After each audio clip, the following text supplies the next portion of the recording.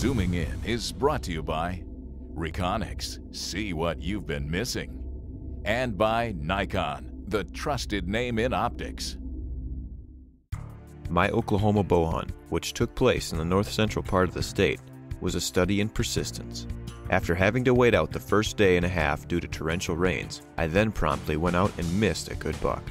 Rather than let the incident get to me, however, I set my frustration aside and made a vow to redeem myself. This overhead view gives us a great look at the exact area I was hunting on the day I arrowed the big Oklahoma 7-pointer. As we can clearly see, the spot has a lot going for it. There's plenty of thick security cover and several different food attractants in the form of these rye, wheat, and alfalfa fields here.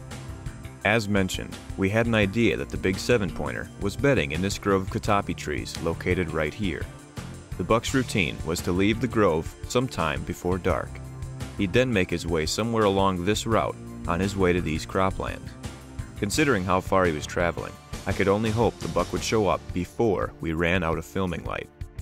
Now, as you saw, a lone doe showed up first. She was feeding 15 yards straight out in front of our stand site when I looked up and saw the big 7-pointer standing under this lone tree approximately 75 yards away. The buck then approached along this route and stopped to feed by the doe for a few minutes. Unfortunately, he was head-on the entire time. The old whitetail eventually turned broadside, but then walked into this thicket here before I could get off a shot. After a few tense minutes, the buck finally emerged from the thicket. I had to wait until he got to this point here, which put him in the clear. My arrow hit the buck in the spine and he dropped on the spot. This was my second bow hunt in Oklahoma, but my first in this particular part of the state.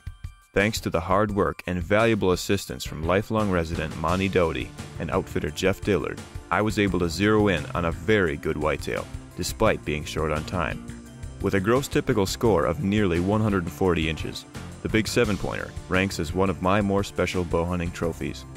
Hey, make sure you tune in again next week. I don't know where on earth we'll be zooming in, but I can guarantee you'll find it informative. Zooming In has been brought to you by Reconyx and by Nikon.